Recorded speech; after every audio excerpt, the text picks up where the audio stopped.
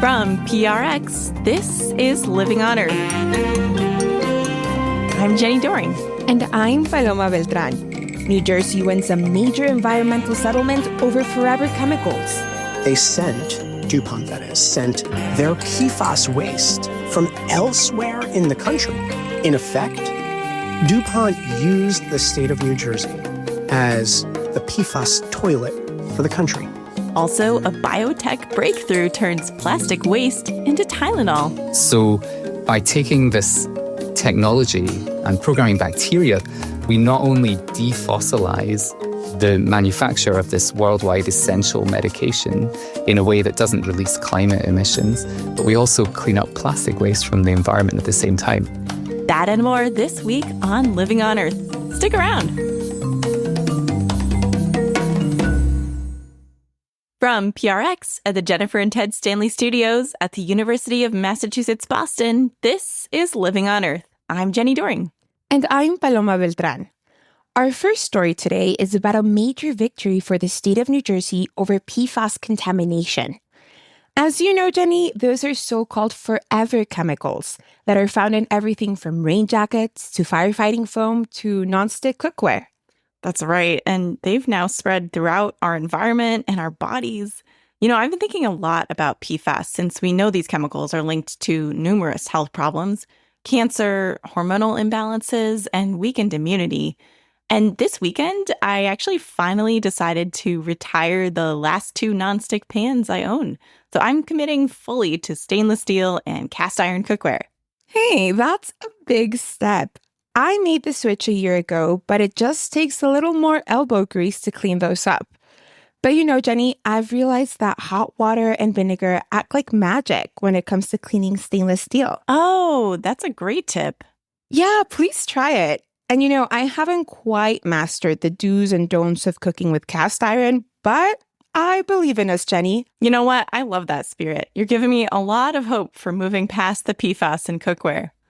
Anyway, I guess when it comes to PFAS, there are much bigger fish to fry than a couple of frying pans. And this settlement New Jersey reached with chemical manufacturers is a really big deal, huh? It's huge. We're talking about $2 billion, and officials say it's the largest environmental settlement ever won by a state. DuPont, its spin-off Chemours, and Corteva have to pay the state $875 million to settle claims and provide up to $1.2 billion in cleanup costs. New Jersey has won other PFAS settlements in the past, but for this latest settlement, a public comment period runs through November 1st, and a court will need to give final approval. Joining us now to discuss is Sean LaTourette, the State Department of Environmental Protection Commissioner. Welcome to Living on Earth, Sean. It's a pleasure to be with you. Tell us more about the contamination here. You know, how did PFAS exposure impact the residents of New Jersey? So, New Jersey is home, or rather was home, to a bit of a PFAS manufacturing epicenter in the United States, particularly in the southern half of the state. There were several facilities, DuPont being one of them, but there were also other manufacturers located in factories along the Delaware River in southern New Jersey and also along the Raritan River and Bay in central New Jersey. And we began understanding the existence of PFAS contamination in the early to mid-2000s. In fact, New Jersey conducted the first statewide assessment of PFAS affecting water, I believe, in the country in about 2006. And that sampling of water systems led us to begin expanding our own groundwater monitoring networks for PFAS sampling, and we began to test for the occurrence of certain PFAS compounds in various media, including in soils and including in biota and in shellfish, for example. And we came to find that New Jersey is in many ways ground zero for some of the worst impacts of PFAS due to that manufacturing history. And one example of that would be the case that went to trial was the first one that went to trial against DuPont. It was concerning a site called the Chambers Works in southern New Jersey. It is a site that is over 1,300 acres. It's the size of a small town.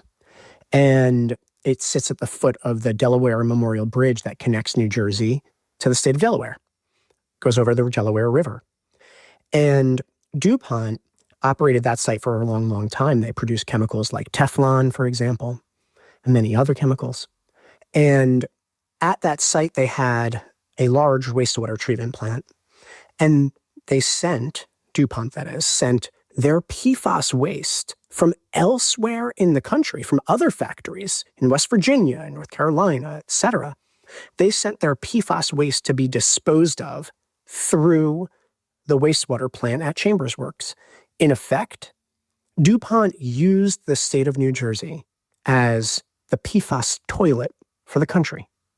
And so we find this contamination all over South Jersey, and of course, in other places as well. We find PFAS contamination in places you wouldn't expect, like in the superficial soils of remote New Jersey forests that should be pristine. Sean, PFAS is deemed a forever chemical. It's pretty ubiquitous. What will the restoration process entail? It's a lot more complicated than some of our traditional chemicals. New Jersey was, once, less so now, a state pretty dense with chemical manufacturers, and we have a long history of making sure they clean up after themselves. But PFAS isn't like petroleum hydrocarbons or metals or PCBs because they circulate so widely throughout environmental media.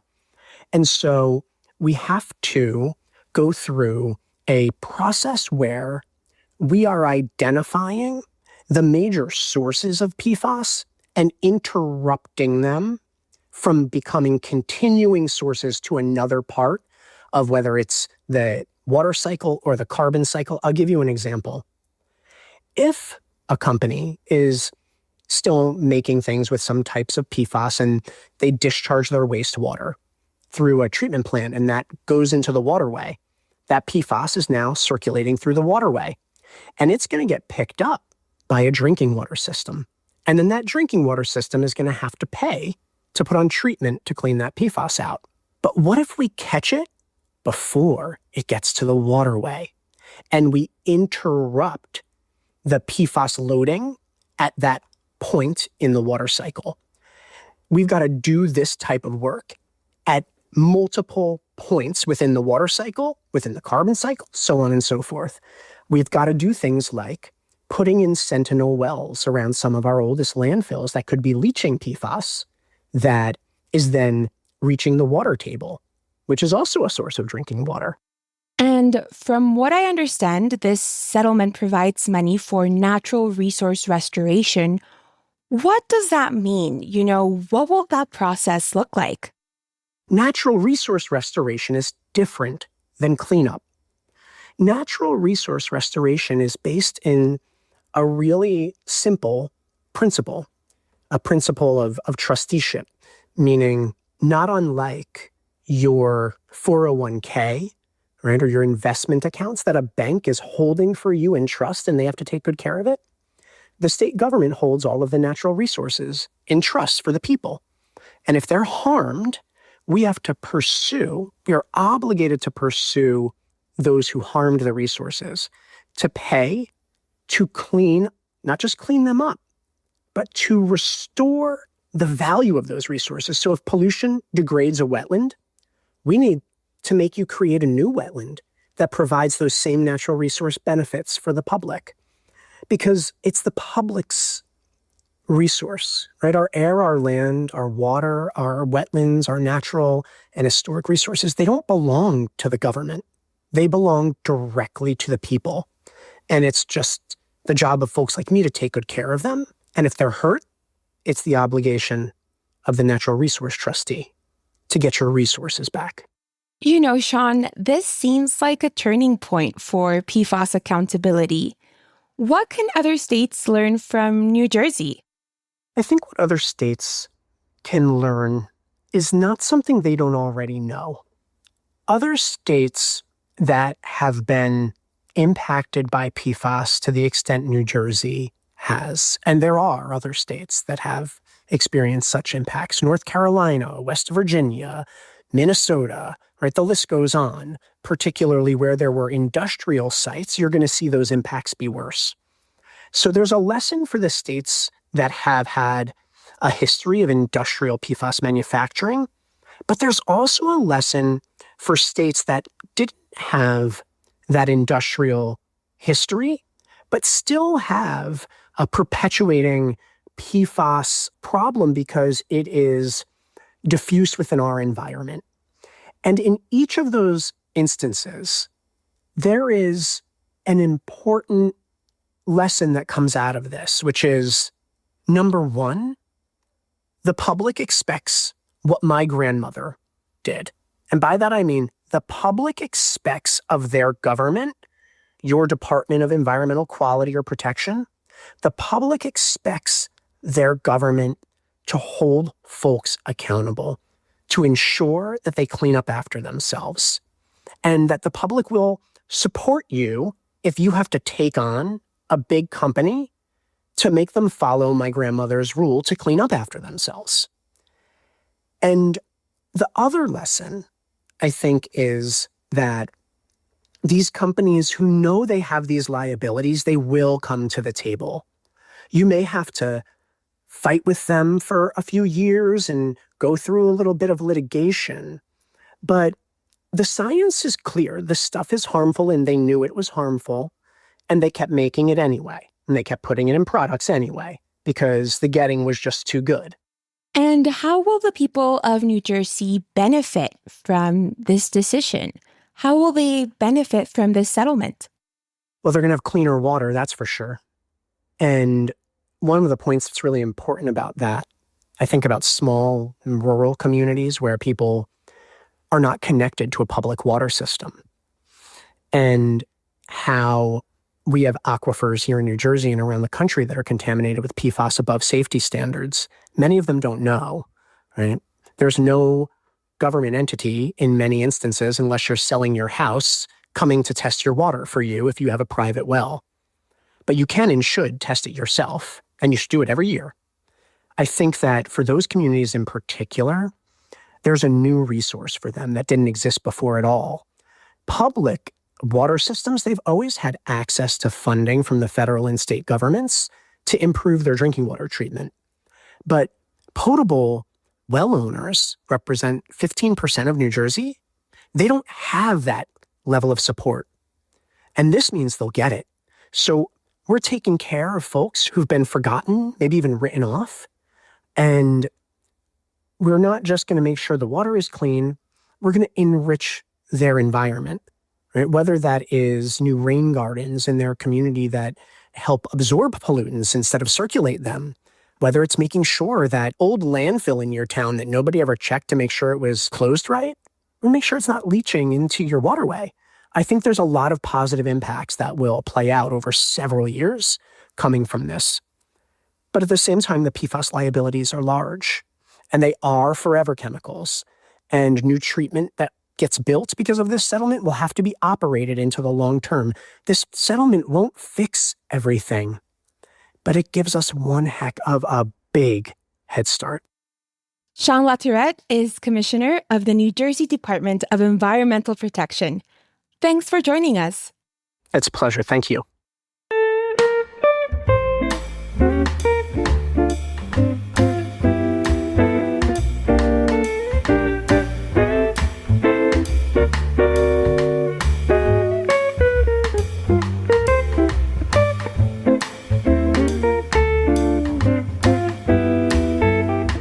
Coming up, while New Jersey has its sights on cleaning up past pollution, a community in Indonesia is in the midst of a water contamination crisis from nickel mining. That's just ahead on Living on Earth. Stay tuned. If you're one of Living on Earth's listener supporters, or if you've been considering a donation to LOE, this message is for you. As a nonprofit news organization, listener support is vital to LOE's weekly effort to bring you up-to-date environmental news and information. Your gift to LOE makes a difference and makes our work possible. So thank you. It's Living on Earth. I'm Jenny Doring. And I'm Paloma Beltran.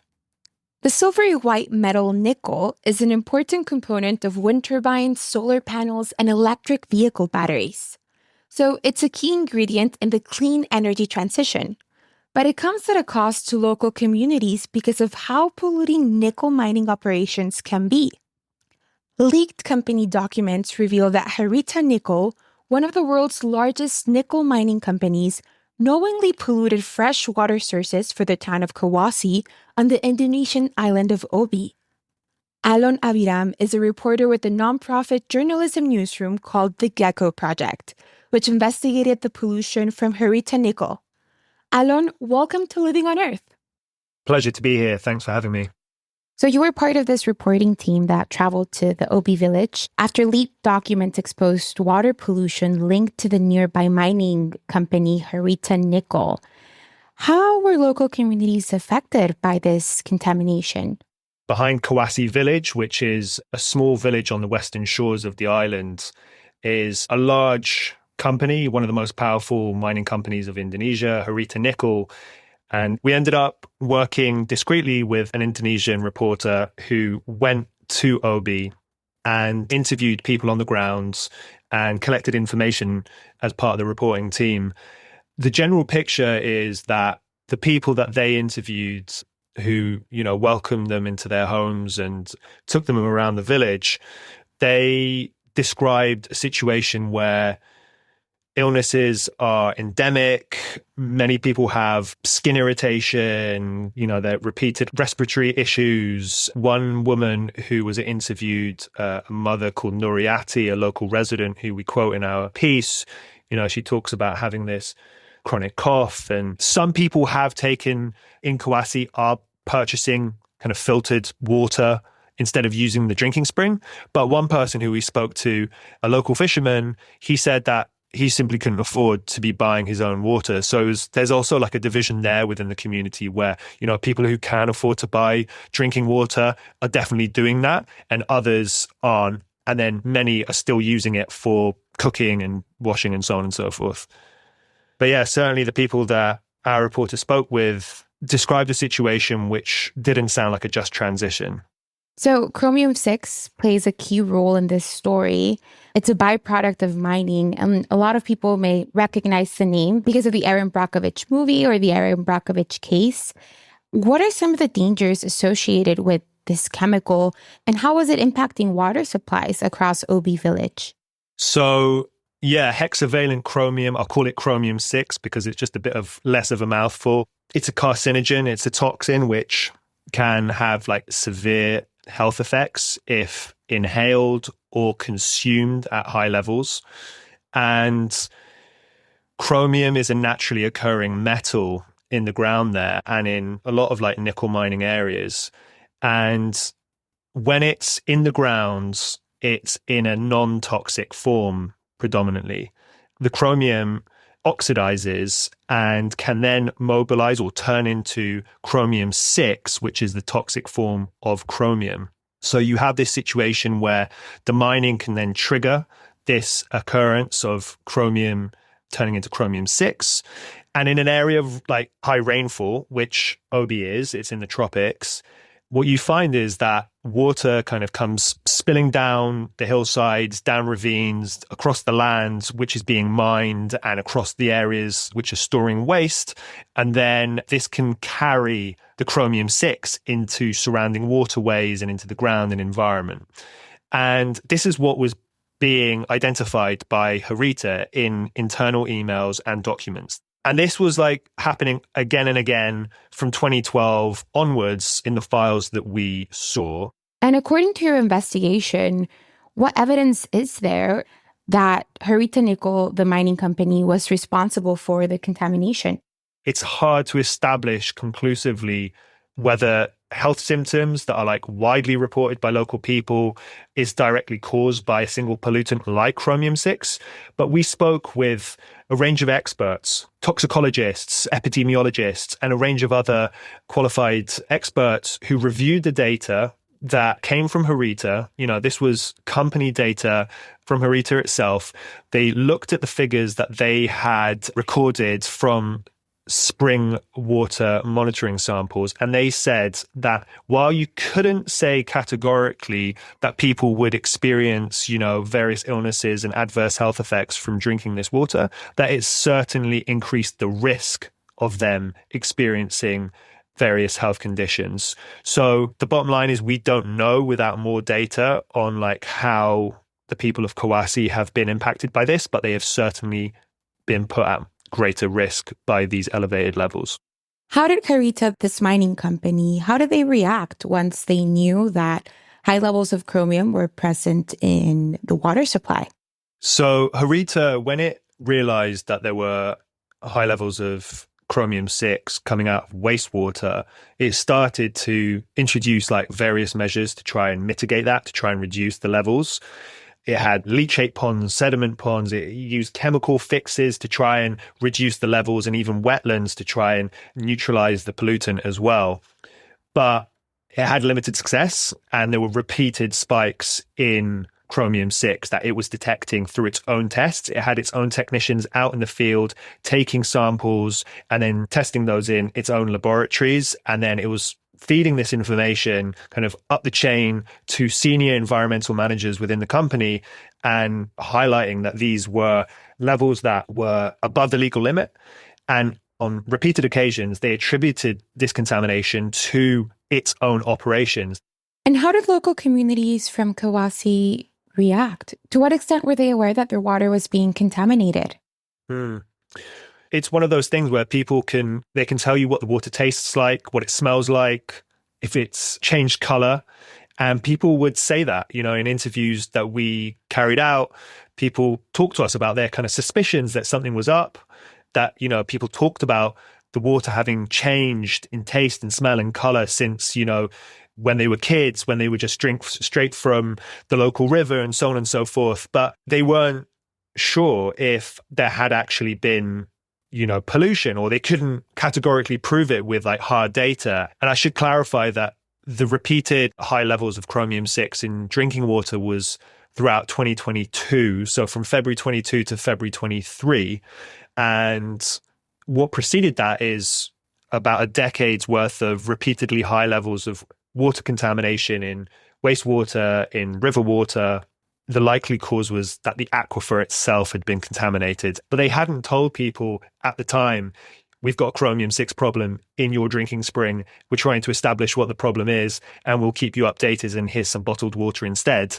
Alon, nickel is meant to be one of the transition metals to move away from gasoline-powered vehicles and expand electric vehicles.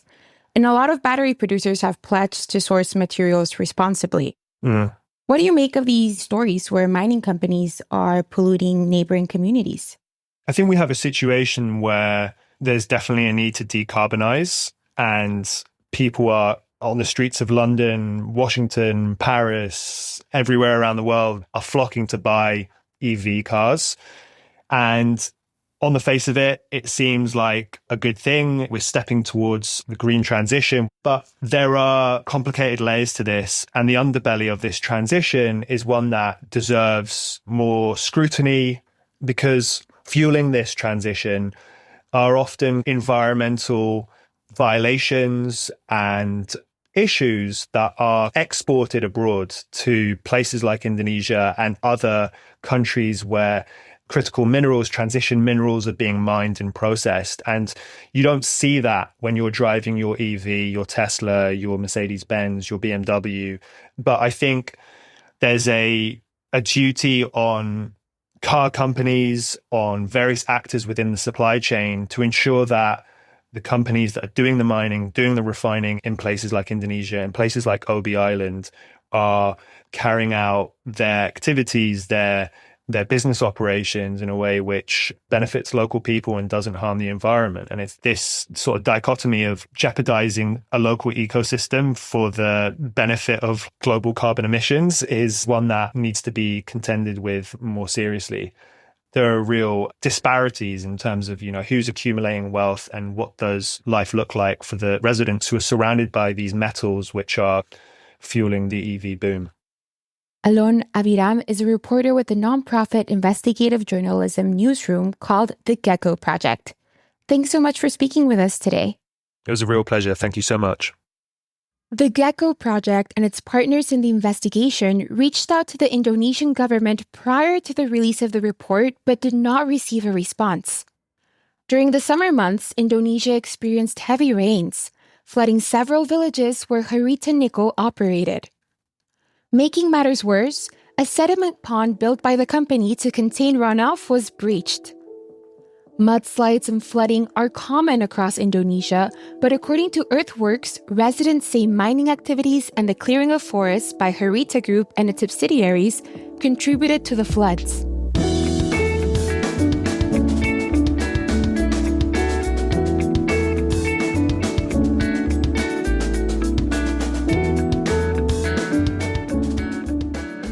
As the planet becomes overwhelmed by plastic waste, some researchers are using creative chemistry and biology to come up with possible solutions. Scientists in the UK recently published a paper in the journal Nature Chemistry, describing how they turned plastic bottles into the common pain reliever Tylenol, also known as acetaminophen or paracetamol. Their tiny comrades in this remarkable transformation were genetically modified E. coli bacteria. Every plastic bottle could be turned into 2 acetaminophen pills. What's more, one of the genes that enabled those bacteria to make Tylenol came from mushrooms. Thanks to advances in DNA editing technology, researchers were able to insert this mushroom gene into the bacterial genome. With us today is Stephen Wallace, the lead author on the paper and a professor of chemical biotechnology at the University of Edinburgh. Hi, Stephen, and welcome to Living on Earth.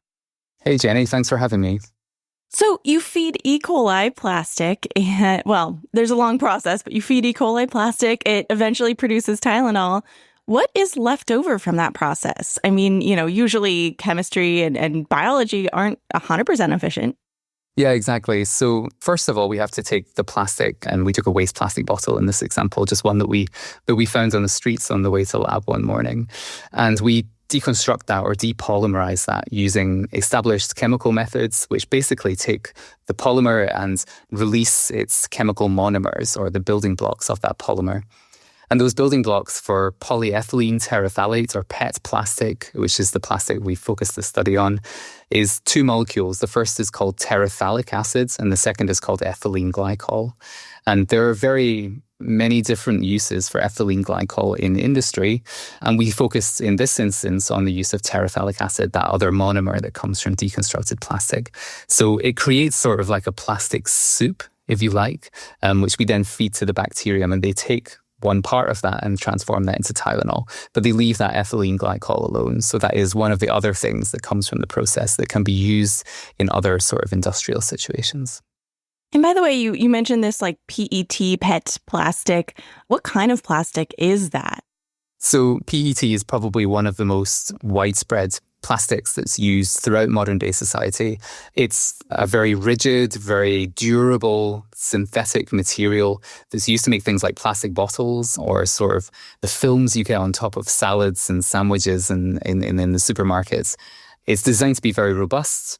But because of that reason, when it's either sent to landfill or it's unfortunately sometimes ends up in the environment or in the ocean, it's very resistant to degradation. And that's what causes it to accumulate and causes all those pollution issues that we widely associate with the plastic waste crisis currently.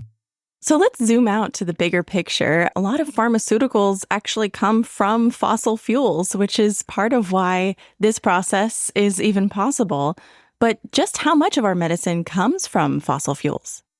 Yeah, this is something that absolutely fascinates me and has been a really interesting point that's come from this research. I think just it really astounds me as a scientist that people don't realize that the majority of the medication they take every day comes from fossil fuels. It's a refined petrochemical. It's the exact same material that you put in your car.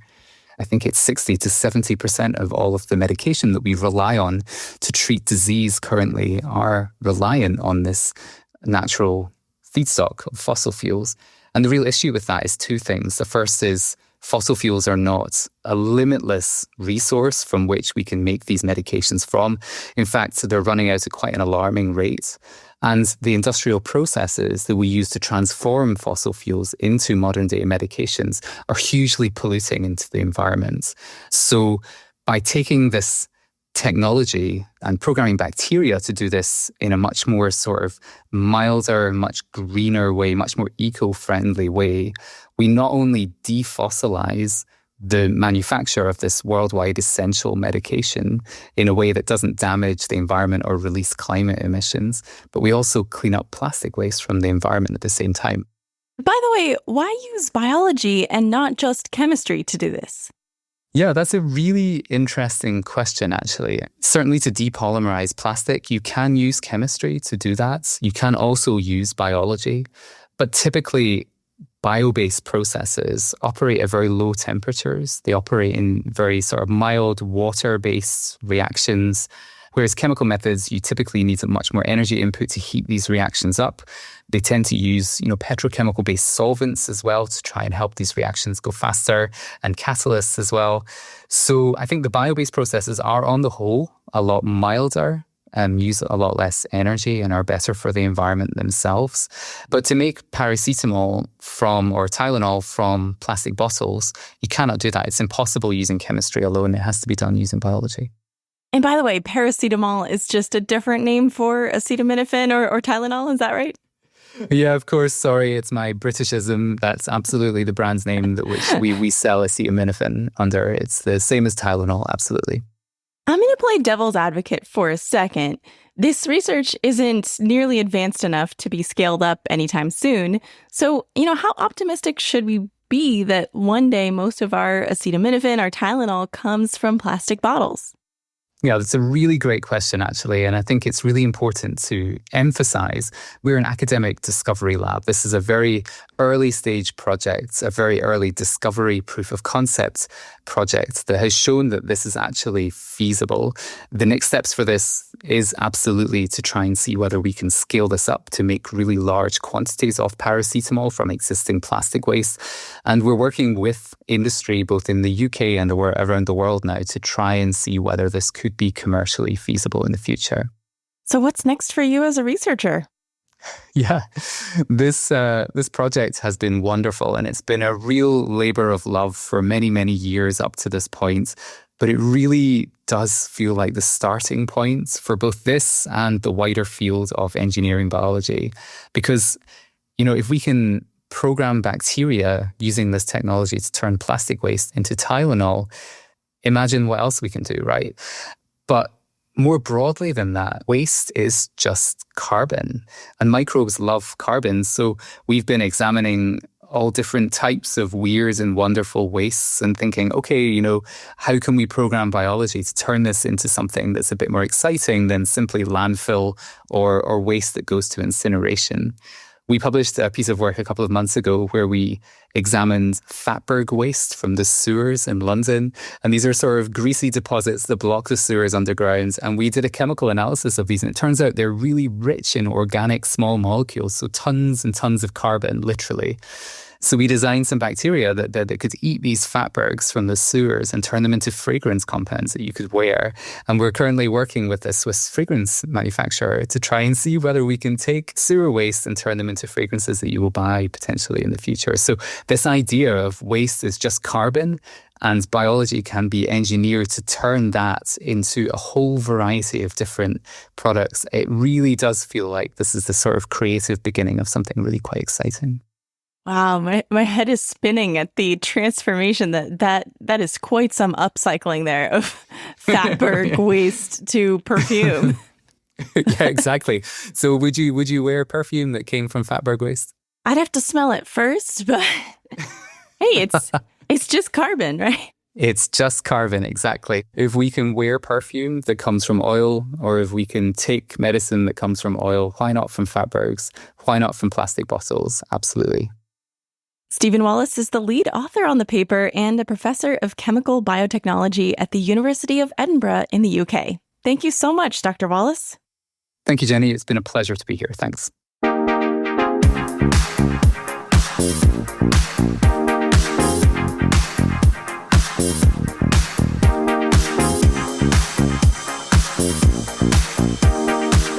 After the break, the U.S. Forest Service wants to take a U-turn from the Roadless Rule.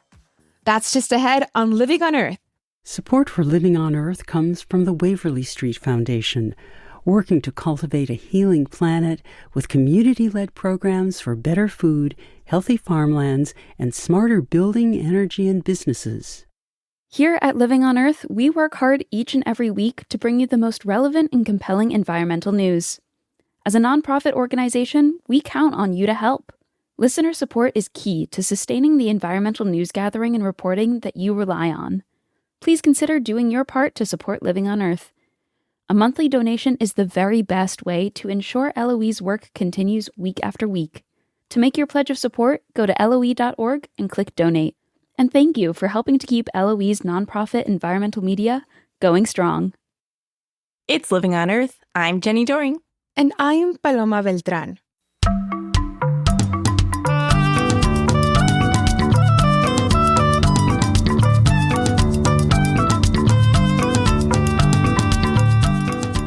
Before the break, we heard about a biotech breakthrough using bacteria and a gene from mushrooms to turn plastic into a painkiller.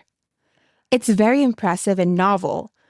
But of course, nature herself has been tinkering with biology and chemistry for as long as life has existed on this planet. And some species have evolved to make use of special chemical weapons, aka venom or poison. Here's BirdNote's Michael Stein with more. The world is full of poisonous creatures. Some butterflies, beetles, and frogs use bright colors to warn birds and other predators that they're full of toxins. But you might be surprised to learn that some birds are poisonous too. The hooded pitahui is a bird that lives in New Guinea and eats a toxic beetle. The pitahuis aren't sensitive to the beetle's toxin, so they can accumulate large amounts of it in their skin and feathers. Scientists examined the chemicals from pitahui feathers and identified the same type of toxin found in poison dart frogs. Like the birds, the frogs may also gain their chemical defenses from eating insects. But pitahuis aren't the only birds that pack a toxic punch. When ruffed grouse eat a plant called mountain laurel, they pick up a poisonous compound that can make them an unappetizing meal for a fox or a human hunter.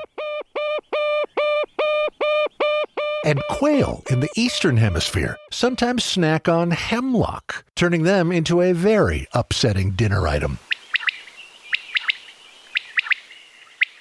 Many predators like to eat birds, making the world a pretty dangerous place for them. But evolution has made some birds a little dangerous too. I'm Michael Stein. For pictures, migrate on over to the Living on Earth website, LOE.org.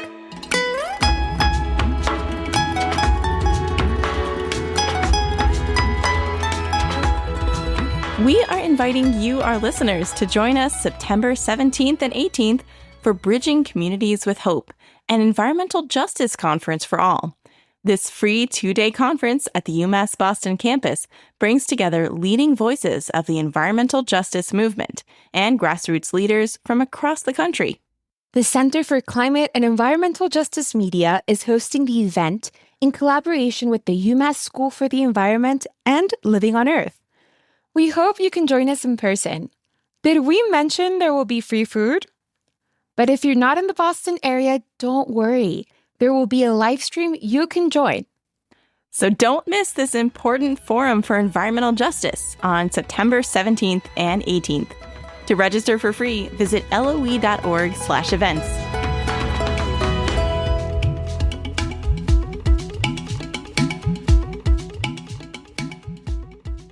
Some of the wildest places in the United States are not officially wilderness. Instead, they are part of the national forests, managed by the U.S. Department of Agriculture because trees are, in one sense, a crop to be grown and harvested. But forests serve many purposes besides just being a source of timber. And a key policy called the Roadless Rule has for decades recognized the importance of keeping some national forest land free from logging and from the roads that come with it. Now the Trump administration is looking to repeal this rule, which currently protects over 45 million acres of national forests from road development. The USDA announcement claims roads are needed to help fight and prevent worsening wildfires, without mentioning that climate change is fueling the drought and heat conditions that lead to them. And research suggests more roads may in fact spark more wildfires. Here to discuss the implications of repealing the Roadless Rule is Randy Spivak, the Public Lands Policy Director for the Center for Biological Diversity. Welcome to the show, Randy. Thanks for having me. So what is the Roadless Rule exactly, and what areas of the country does it protect? So the Roadless Area Conservation Rule, or Roadless Rule for short, it's a landmark conservation policy that's protected our last intact wild forests for more than 2 decades. And the rule generally prohibits road building and logging in our last unfragmented, undeveloped forests in our national forest system. So there are roadless areas in 39 states across the country. Taking a step back, why this rule got created in the first place. So our national forest system across the country, from the East Coast and West Coast and North, South, there's over 100 national forests in this country. Most of it has been opened up to heavy logging and heavy roading. The roadless areas that we're talking about here, these are the last places. They were generally harder to get to. They're not the low elevation forests that could be logged most easily. And the Forest Service had built so many roads. We've got over 180,000 miles of roads crisscrossing our national forests. And that is more than twice the miles of roads in the entire transportation sector in the country. Roads are extremely damaging to forests and habitat and water quality. And so there was this movement basically to protect the last remaining roadless areas. Most of them are wilderness quality. It takes Congress to designate an area as wilderness. This rule was done administratively in recognition of how important these roadless areas are ecologically, to clean water, and to wildlife habitat. And frankly, the Forest Service has built more roads than they can even maintain. So we're talking to you because the USDA announced that they intend to repeal the Roadless Rule, and they've opened up a 21-day comment period up until September 19th. How does this timeline compare to previous attempts by the federal government to repeal administrative rules? It's pretty short. 21 days, I think that might be a record. Usually those comment periods are 60 days. And just to be clear, there'll be 2 phases where the public can weigh in. This first phase is called scoping, that the deadline is September 19th. And that's when the administration put out their intent to repeal the rule, and they're asking people, what issues should we analyze in the more formal proposal? We'll see that proposal probably, based on what the USDA is saying, sometime the winter 2026, Jan-Feb. And we don't know how long that comment period will be. In the past, they've been 90 days. I imagine it's going to be much shorter. Tell me about how public comments really played into when this rule was first created. Yeah, so this rule was first created in 2001, although there was a lot of momentum building to make this rule happen for decades. Just so early on in that comment period, there were hundreds of meetings across the country. Of course, we didn't have the internet then. There were about 600 meetings across the country. Over 1.5 million people weighed in support of the Roadless Rule. That was the most comments ever at that time for a conservation measure. And I think it was a 6-month comment period. Overwhelmingly, people were in support of protecting our last remaining wild forests, and they supported the Roadless Rule overwhelmingly. So this is about roads in national forests. Some would say the national forests are there to be logged. We have other places that are set aside for wilderness, for recreation. What's your response? Well, the law that governs the national forest, yes, it does allow logging. It doesn't say how much logging, but it also mandates that our national forests provide viable wildlife populations and also protect clean drinking water in watersheds. So they have to cover all those bases. And right now, our national forests have been heavily logged. They are heavily eroded. There are over 500 threatened and endangered species on our national forests, in large measure because they have been logging and eroded. And therefore, protecting our last wilderness areas, as well as congressionally designated wilderness areas, are really important to make sure that the law upholds its promise to protect watersheds and clean drinking water, as well as species habitat. And when it comes to habitat, fragmentation is one of the biggest problems for species. So I can imagine that, keeping the roads out of places that aren't already covered in roads could be really helpful for some of these species that are struggling. Yeah, that's right. So thinking about roads, here's why roads are an issue. So first, they're the largest source of sedimentation entering our mountain streams. Think about when you bulldoze a road into a steep hillside. The rain and snow causes tremendous amount of erosion. That sends a lot of sediment and pollution into streams. So if you think about, let's say, fish, steelhead trout, salmon, they need cold, clear waters for fishing. When you've got chronic sedimentation pouring into streams that warms the temperature, it actually covers the fish eggs and really harms fish spawning. It's also important to understand that national forests, they're the headwaters of most of our great rivers and streams in this country. And they're the largest source of U.S. municipal water supplies. In fact, over 60 million people get their drinking water from national forest and in over 33 states. And roadless areas, they protect headwaters from roads in many, many of these headwater areas. So keeping these areas roadless is also important for maintaining clean drinking water. Randy, could you give us an example of one of these species that is protected by this roadless rule?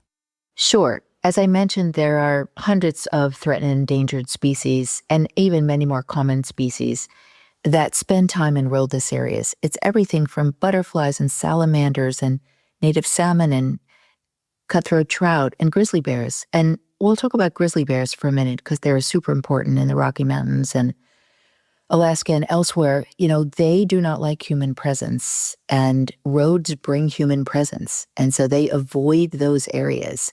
And it really interferes with their breeding and their hibernation. And so grizzly bears are one example of a species that really needs sort of refuges, protected cover, away from roaded areas and human presence. And by the way, what's the relationship of old growth forest with roadless areas? There's a heavy overlap of old growth with roadless areas. The Tongass has the most acres of roadless areas in the country and also probably the most old growth forests.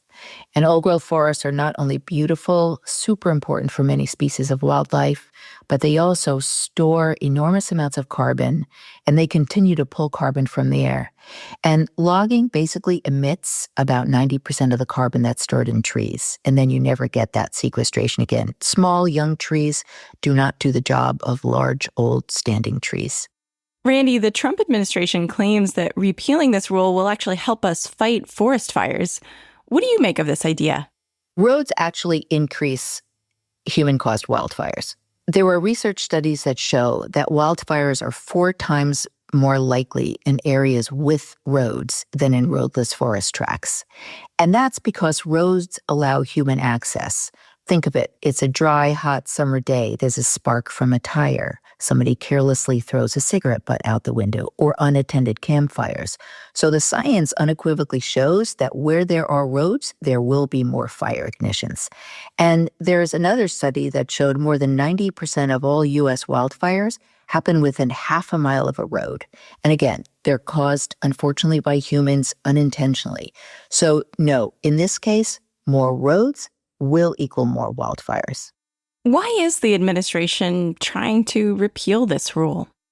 Trump's agenda writ large, he is looking to get rid of regulations that protect our water, our air, our land, our wildlife, and against climate change. He's doing this across the board.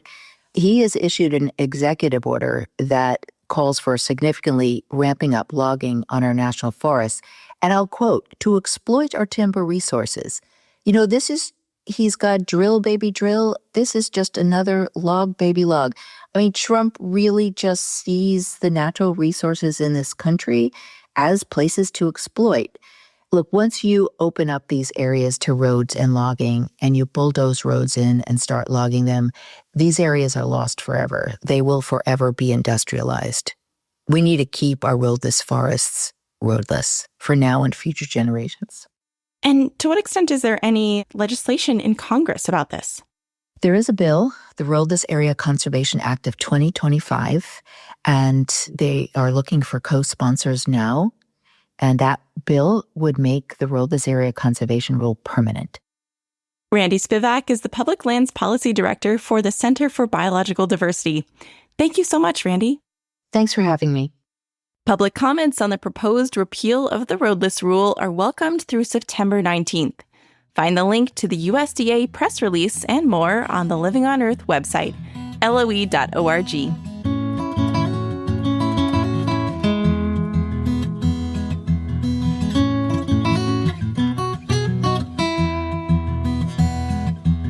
Living on Earth is produced by the World Media Foundation.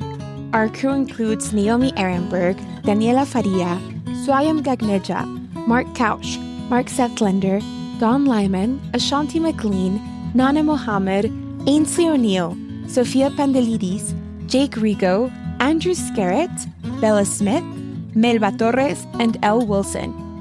Tom Tiger engineered our show. Allison Lierstein composed our themes. You can hear us anytime at loe.org, Apple Podcasts, and YouTube Music. And like us, please, on our Facebook page, Living on Earth. Find us on Instagram at Living on Earth Radio. And we always welcome your feedback at comments@loe.org. Steve Kerwood is our executive producer. I'm Jenny Doring. And I'm Paloma Beltran. Thanks for listening.